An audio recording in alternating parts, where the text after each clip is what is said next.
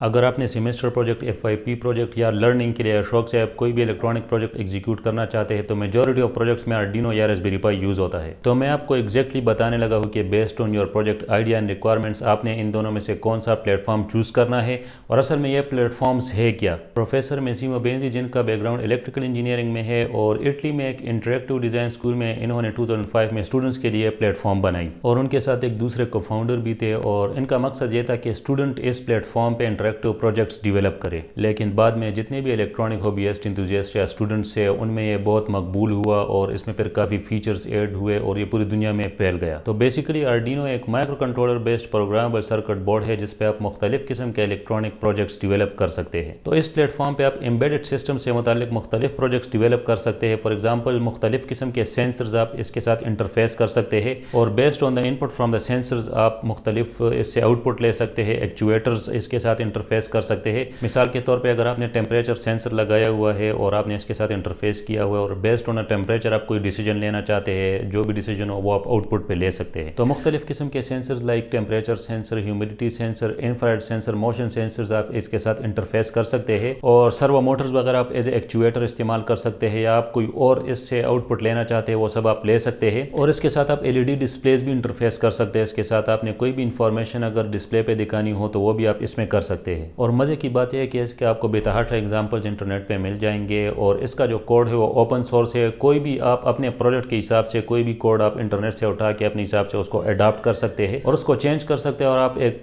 بہت بڑی variety of projects اس پہ ڈیولپ کر سکتے ہیں. جبکہ دوسری طرف ریسبیری پائی کو یونیورسٹی آف کیمبرج UK میں ڈیولپ کیا گیا ہے اور اس کو as a low cost programmable computer کے طور پر ڈیولپ کیا گیا ہے تاکہ اسٹوڈنٹس اپنے پروگرامنگ سکلز وہ انہانس کر سکے. تو ریسبیری پائی بیسیکلی ایک فل فلیج کمپیوٹر ہے اور اس کا اپنا آپریٹنگ سسٹم ہے جو کہ لینکس کا ورژن ہے لیکن آپٹیمائز کیا گیا ہے ریسبیری پائی کے لیے. تو اس کے ساتھ آپ ماؤس کی بورڈ ڈسپلے یوز کر سکتے ہیں جس طرح آپ کمپیوٹر کے ساتھ یوز کرتے ہیں اور اس کا کوئی اپنا ہارڈ ڈسک نہیں ہوتا بلکہ اس میں micro SSD cards as a memory وہ یوز ہوتے ہیں اور اس پہ آپ مختلف پروگرامنگ لینگویجز میں کوڈ ڈیولپ کر سکتے ہیں جس طرح پائتھن ہے, C++ ہے, HTML ہے اور اس طرح جاوا ہے. تو ان ساری لینگویجز میں آپ اس پہ کوڈ ڈیولپ کر سکتے ہیں اور جس طرح آپ کمپیوٹر میں مختلف پروگرامز ڈال سکتے ہیں اس میں بھی آپ مختلف پروگرامز آپ انسٹال کر سکتے ہیں. تو اگر آپ کا پروجیکٹ آئیڈیا صرف سینسرز پہ بیسڈ ہے کہ آپ نے کچھ مختلف سینسرز سے ڈیٹا لینا ہے اور اس کے بیس پہ کچھ ڈیسیجنز لینے ہیں اور اس میں کوئی کمپلیکس پروگرامنگ ٹاسکس انوالو نہیں ہے تو آپ کو پھر آرڈینو کی طرف جانا چاہیے. اور یا اگر آپ الیکٹرانکس میں ایک ایز اے بگنر سٹارٹ لینا چاہتے ہیں, مختلف پروجیکٹس پہ کام کرنا چاہتے ہیں تو پھر بھی آپ کو آرڈینو سے سٹارٹ لینا چاہیے. اور مثال کے طور پہ اگر آپ کے پروجیکٹس میں کمپلیکس ٹاسکس انوالو ہے, فار ایگزامپل اگر آپ نے کمپیوٹر ویژن پہ کام کرنا ہے, آپ ریئل لائف میں چیزوں کو ڈیٹیکٹ کرنا چاہتے ہیں کیمرہ کے تھرو, اور مثال کے طور پہ اگر آپ کے پروجیکٹ میں پورا یوزر انٹرفیس انوالو ہو, گرافیکل یوزر انٹرفیس, اس میں مختلف آپشنز آپ سلیکٹ کریں اور یوزر اس کے ساتھ انٹریکٹ کر سکے, آپ نے اپنا ایک پورا سافٹ ویئر بھی ڈیولپ کیا ہو تو پھر آپ کو ریسبیری پائی کی طرف جانا چاہیے. اور ایڈیشنلی ریسبیری پائی میں ایتھرنیٹ کنیکٹر بھی ہے اور بلوٹوتھ, وائی فائی یہ سب اس میں اویلیبل ہوتا ہے بلٹ ان, اور جبکہ آرڈینو میں آپ کو